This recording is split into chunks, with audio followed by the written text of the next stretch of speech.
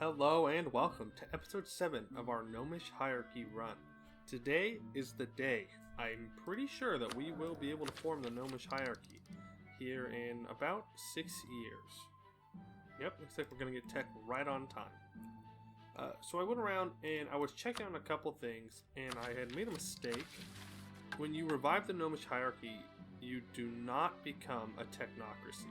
I don't know why I thought you did, but my brain had decided that that was how it worked, even when it's not. So, the first thing we're going to do today is we are going to become a technocracy. This is going to give us more artificery capacity. I believe another 10? Yes, by 10 right there. So, let's switch on over. And we now get factions, and our estates have changed as well. Alright, cool. So let's just take a look at the factions first. The philosophy of brilliant inventors. Focus the creation of ingenious devices that fulfill the promise of synthesis between magic and technology. The main concern of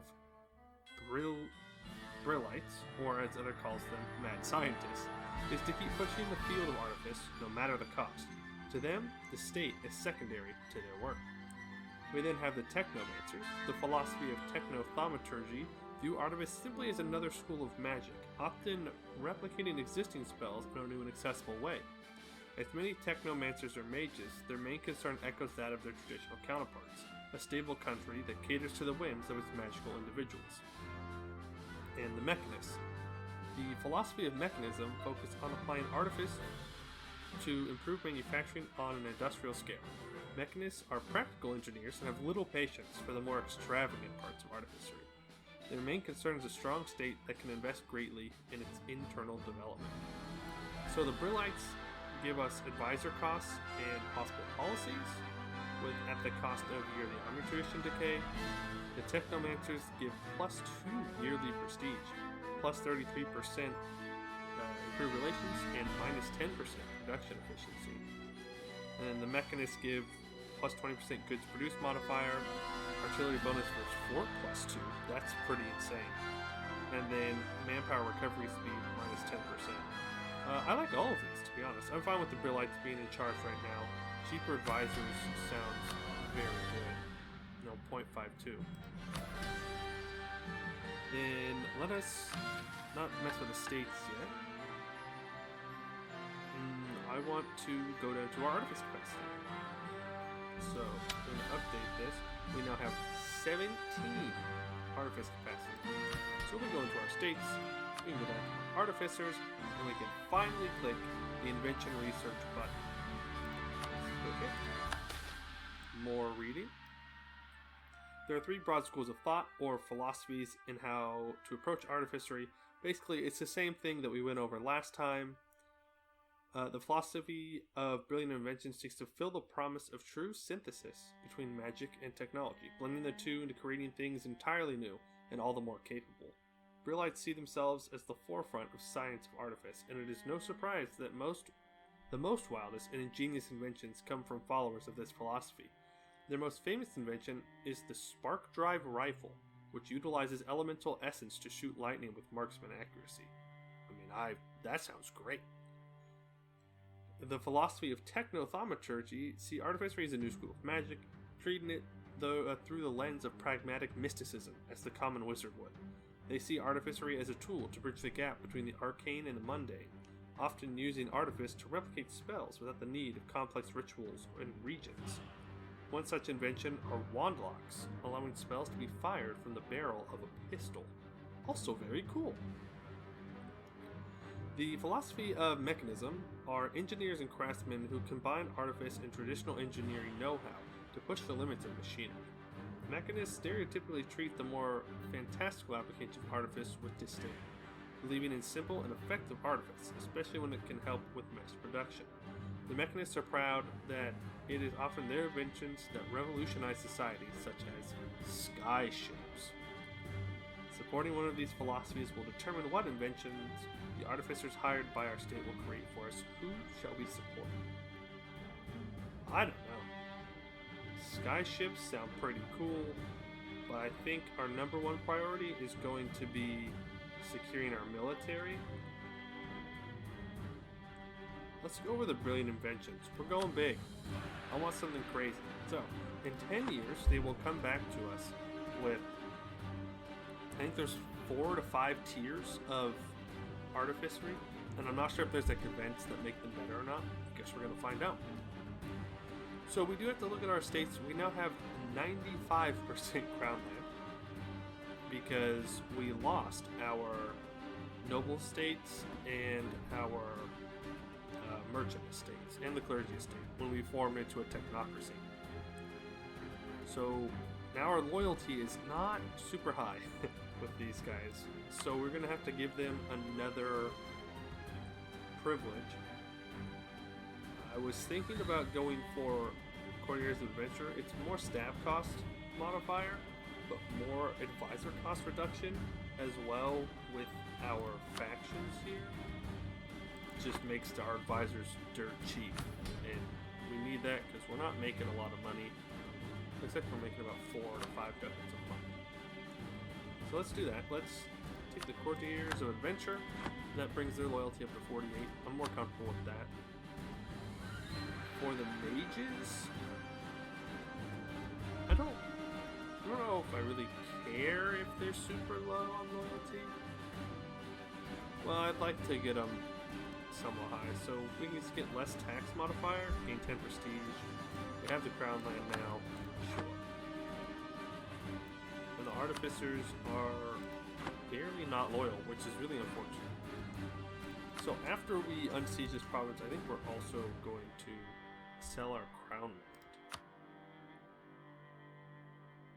We're 81. You know what? I think it's time. I think it is time that we start harmonizing with the Dragon Cult group. We've done 1507, so quite a while. So let's just get started on that. Let's let a month go by to see how much money we're making. Factions with Crown Land buff balancer happened to us. Ah, okay.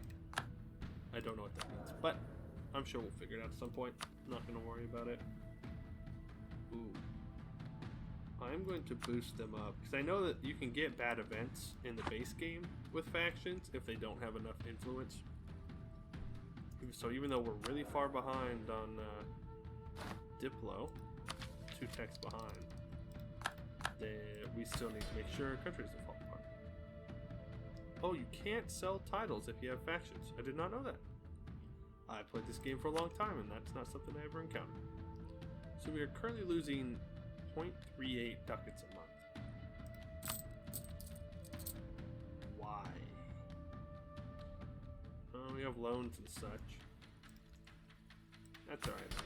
We'll just bring these guys back out of the caves into here. I think we're just going to lower our army maintenance and make some money. Ah, we're also paying off corruption because of our overextension. That makes sense. Let's get our trade ships back out doing their trade ship things. Making us money. Looks like we're just topping off our relations here with our allies. Okay, shield speed 5. And trying to convince Weston to like us more. But they're not even close. Oh, they've also rivaled Ruby Hold, so that's a waste of time. Once again, I will check right here. Offer alliance, Lineport, Crothan, Neckcliff. Nobody that's decent sized. Well, actually, you're not bad. Actually, you're very bad. Never mind, you're dead. I don't need an ally that's dead. When is their truce with Bjarnrik up? 78? Because I may want to go to war and take their land. Again, there's a center of trade here that would be nice to bring in. I'm not sure. Because they're still... Well, they're Miltech 5, but they're not very strong. Like... I don't know if Gawed will declare on them or not.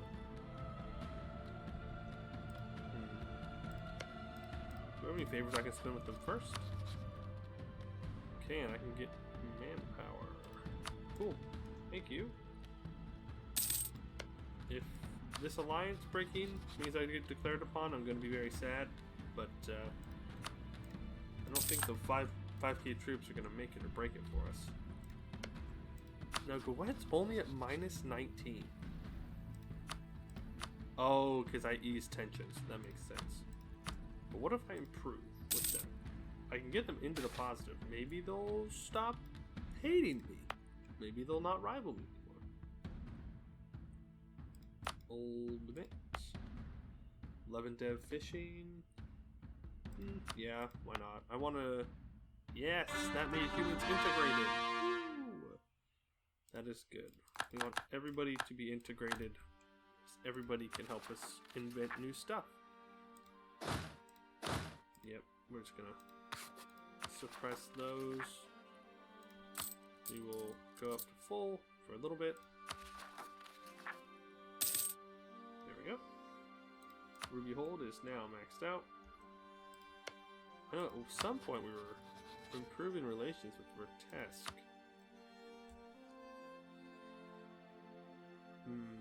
I would be willing to break my alliance with Ulair for Vertesk, so let's improve with them to see if they will get on board with that idea. We are going to grab that, I think. And do we have a cheaper Diplo advisor? I mean, they're already pretty dirt cheap. I'm not gonna lie. We'll keep the Diplo rep guy. Natural Unrest -1. I think I would rather have Dutch efficiency. Though he is Regent Court, that's alright. He's from our one Regent Court province. Yeah, that does mean these guys are going to be back, but on the yearly tick, they'll go down some more. Yeah, so now we're just kind of speed vibing, which is great. Oh, just kidding. We're gonna go kill these guys real quick. I'm not gonna send everybody in. Just send in my that'll be more than enough.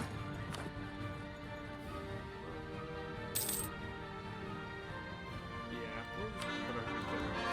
I'll see what we can do. Let us complete our mission. Speed 5 dwarves. Always scared of them, even if there's literally no way I can lose.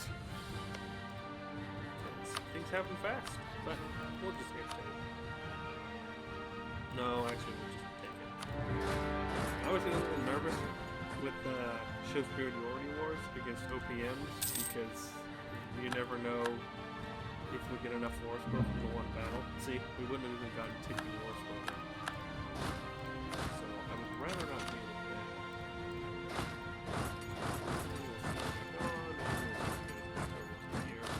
Let's put our siege general on here just to make it a little bit faster.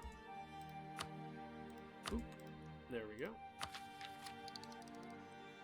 Trade range. We really want to get up to Diplotech 7 in the hopes that this island is still available. I'm not sure it will be.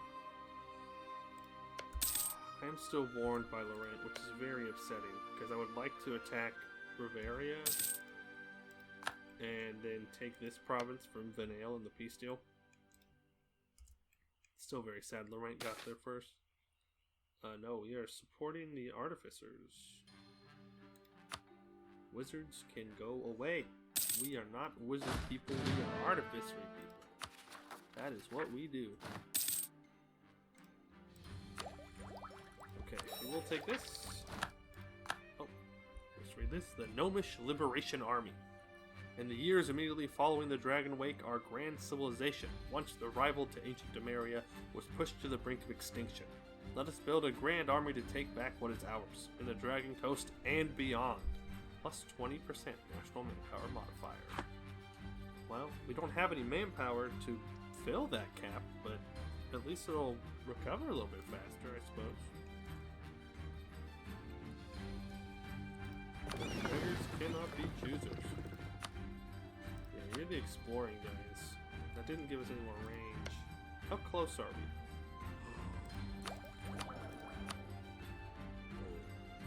please, please, please, please, please, please, please, please, give it. Give me the... Yes! We've done it! We are still colonizing. Woo!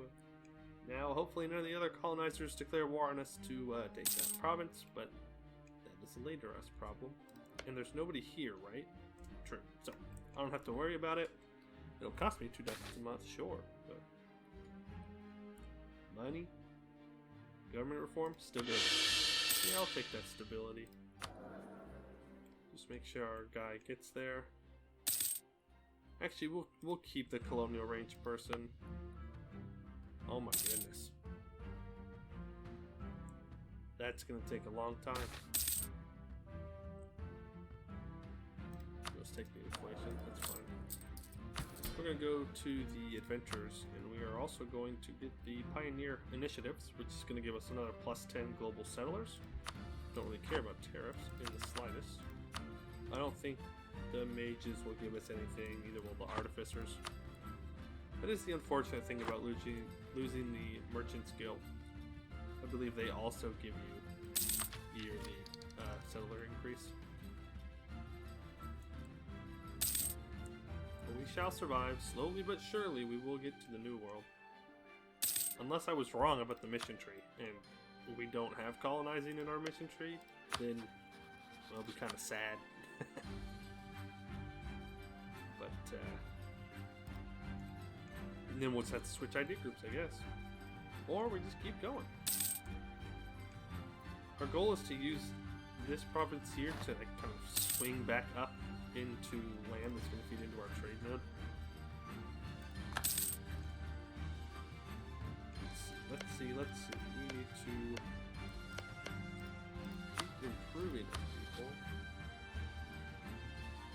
Yeah. Pearl's Edge. I'm going to improve with you. Also going to improve with the Magisterium, possibly? No, they really don't like me. What about you? I am going to improve with you. Because there is a possibility that I can use you against Gawed. That would be very nice. Also, this took like 536 days, I think it said, for one little cavern province. That's insane. What national decision? Steal the kobold horde.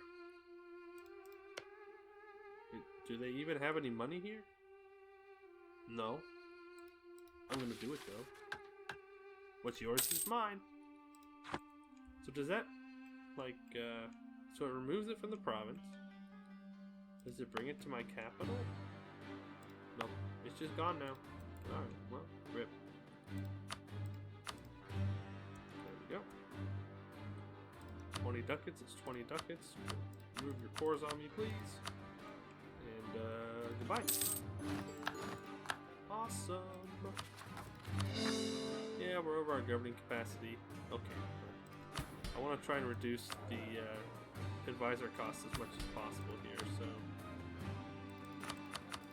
Adventures. I currently cannot grant this privilege because I don't have a nobility estate. Okay. Well, then I think we might be done expanding for a little while until we can get some more governing capacity. But we've conquered the caves. During the Dragon Week, the kobolds came pouring out of the caves of the Dragon Heights in their millions. As long as they hold those caverns, we can never truly be safe. And I was not paying attention, and I wasted money. That is what we call the Big Sad. We are going to just place one there. Finally, finish the settlement. The last lands of the Dragon Coast lie before us, the Dragon Depths, ancient home of the kobolds. Although not traditionally the home of gnomes, some still desire to make a home of it. Already various groups of settlers are leaving for the caves. Oh, and it adds gnomish minority sizes. Cool. So yeah. Kobold primary, kobold coexisting, gnomish How are we only coexisting with our own population? Fools. Ulair is planning to attack Vertesk? Who are you allied to? Me. Oh. He's gonna call me into this war, isn't he? Well, nope. You're not. Let me, ooh, money. Hello. 98. Just double check, make sure nobody else does anything more. Oh, see, good. Hey, never mind. Look at that. We upgraded our government rank to a duchy. Of course, when we form the hierarchy, we'll also get up to an empire. So that will solve that problem. Can get innovativeness from our admin, 5.3. We will take that. The more innovativeness we have, the more artifice capacity. Artifice capacity we have. Dang, I cannot speak today. And it is time, finally, we can revive the Gnomish Hierarchy. We started out, let's show the timeline. Started out right here, not small, but also not very large. And we went against red scale, then red scale and green scale, killed blue scale, sorry, went against blue scale first. And then we just kept slowly expanding. And I mean, it's only 1477. It feels like we're so much later in the game, but it's time to switch our tag from Nimscod to the Gnomish Hierarchy. Audens Bay will become our capital, which is going to be right here. That's fine. Everything's good. 25 prestige. I already have max prestige, but I don't know what to do with it anyways. So, yep, here we go. We're now an empire, and we are a cultural union of Gnomish culture. All 3 of them. 1, 2, 3. Oh, look at that. That's a nice color. It's a little pink. We also get a lot more missions. My goodness. That is more than I thought. Fortify the peninsula. Peninsula. Morbob needs to have a fort. Boy, oh boy. Reunite with Portnam. Oh. Are we going to get to vassalize them for free? That would be very nice. Let's improve relations with them. There we go. Let's have a new idea group. I'm not going to take expansion. I mean, the plus 20% global settler increase would definitely be nice. Perhaps even necessary if I want to colonize efficiently, but I don't want to spend my government points on that. Could go plutocratic. That gives more global settler increase. But I want something that's going to help my army right now, right? Like, it's only a matter of time before the rank comes at me, and I really, really need some kind of counter to that. And I'm hoping that the artificery stuff will help me survive. Let's see here. Yeah, infantry combat ability, discipline. We could stack discipline modifiers. Yeah, let's do that. So we can either go quality to get more artillery combat ability, because it sounds like our artillery will be good late game. I'm also thinking we might go offensive. Gives us more land force limit modifier. It makes our generals better. Gives us more siege ability, more discipline, more army recovery speed, morale speed.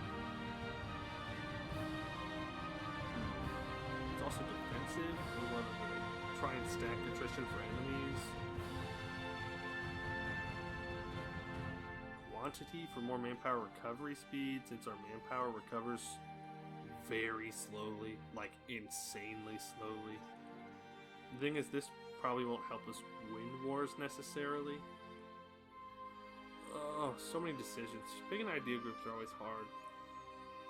Because like that policy with exploration, privateer efficiency, and ship durability isn't really all that useful.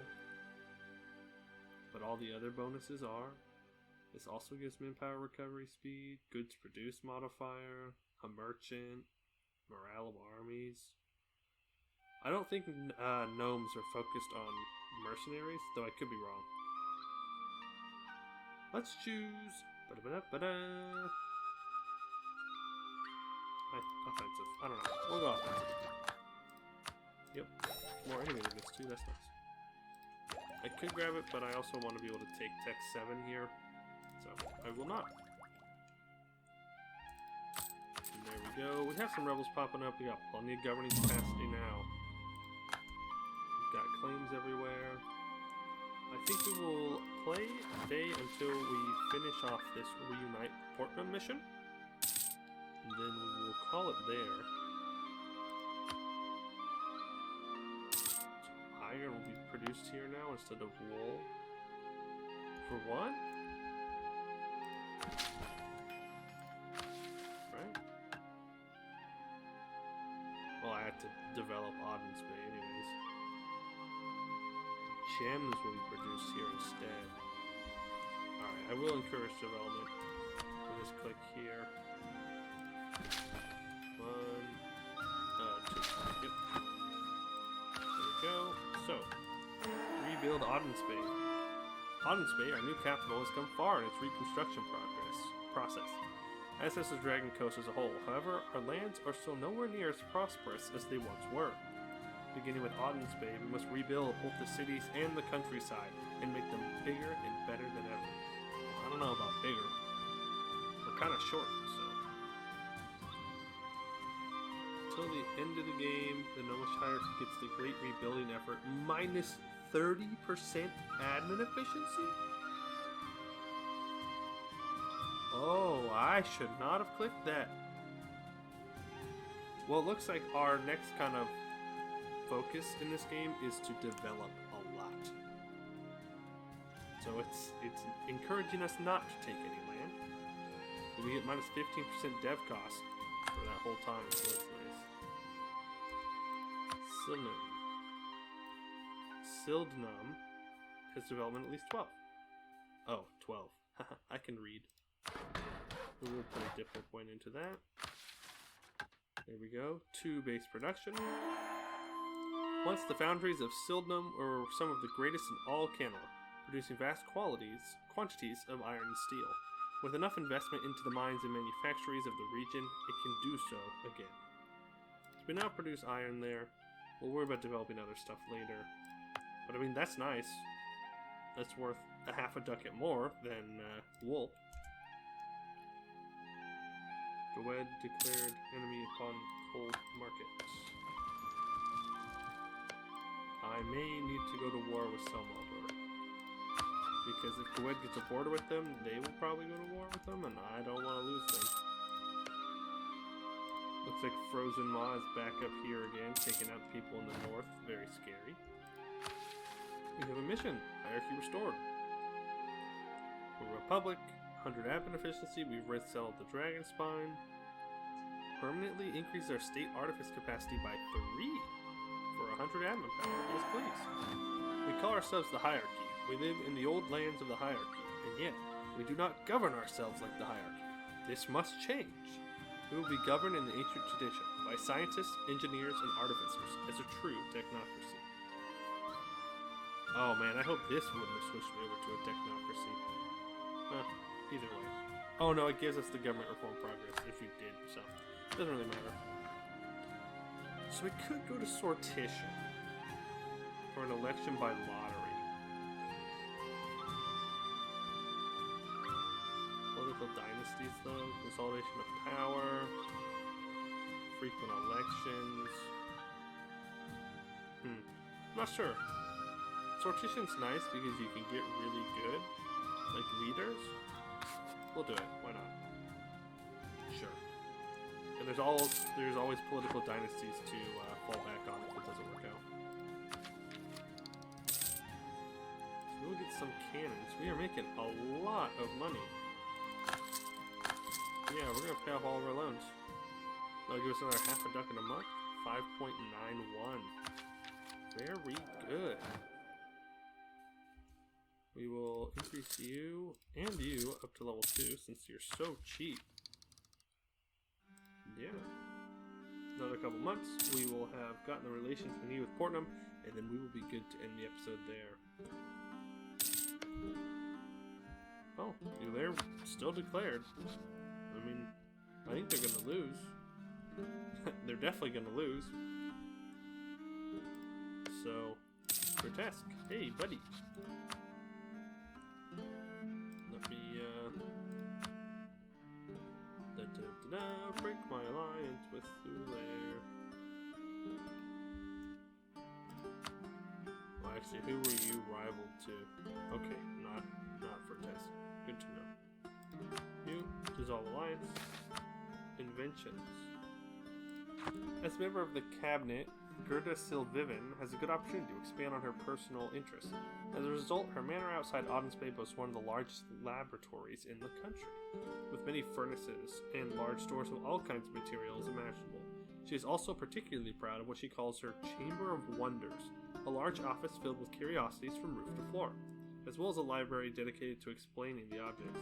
Such habits do not come cheap, however, and as our dear minister asks for a place to study the moon and the stars as well, a tailor-made castle observatory, some feel that perhaps this should be the limit of our generosity. 186 crowns, 50 admin power. And we get 1.33 innovativeness. You know what? I will do that. No, love me. Who are you rival to? I can't.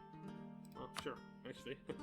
Hey, you there. I know I just broke my alliance with you, but I really just want to hammer home how much I don't like you now. There we go. Grotesque will probably call us into this war. It's not a big deal. Yeah.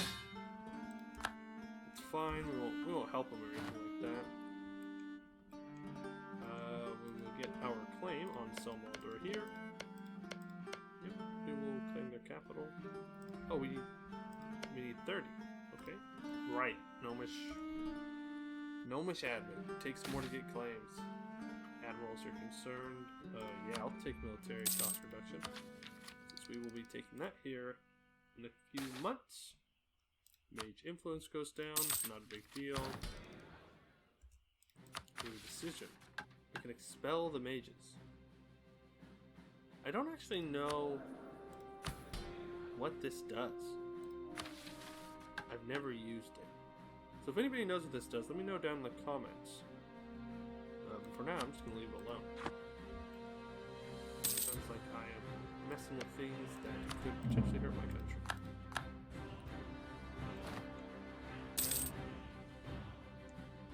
Oh, Portnum. Portnum. Oh. No, they're waiting. Unfortunate. Portnum, I need our relations to increase. We got plenty of prestige, so let's send an insult, scornful insult. Get it up and over, 150. Reunite with Portnum. Our allies in Portnum have long been good friends, and now that we've created a state for all gnomes, they must not be excluded. We shall invite them to join our new hierarchy as an autonomous city. So, in 60 to 90 days, they will hopefully become a vassal of ours. Hopefully, please do so. All from you. Just 30 minutes there. 60 days would be preferable to 90 days, please. Man, I'm just glad we finally formed the Gnomish Hierarchy. Portnum accepts. The city of Portnum responded to our letter and agreed to join our hierarchy. Without bloodshed, our two nations have been unified. Make Portnum a vassal. Wonderful. So look at that, we just got like 50 devs for free. Love it. Great. How loyal are they? 27? Yeah. Sorry about that cut. Just some loud noises going around. I don't know what that was, but we are going to call the episode here. Gnomish Hierarchy has been formed. Our technocracy is implemented. Our artificers will come up with some cool stuff for us here in a couple years to help our further expansions. Though, I think we're going to be staying on speed 5 for a while, developing our lands, getting some better trade goods in here, like more iron. And yeah, so I'd like to thank you all for watching. If you like what you saw, hit the like button. And if you want to see more, hit the subscribe button. And I'll catch you guys in the next one.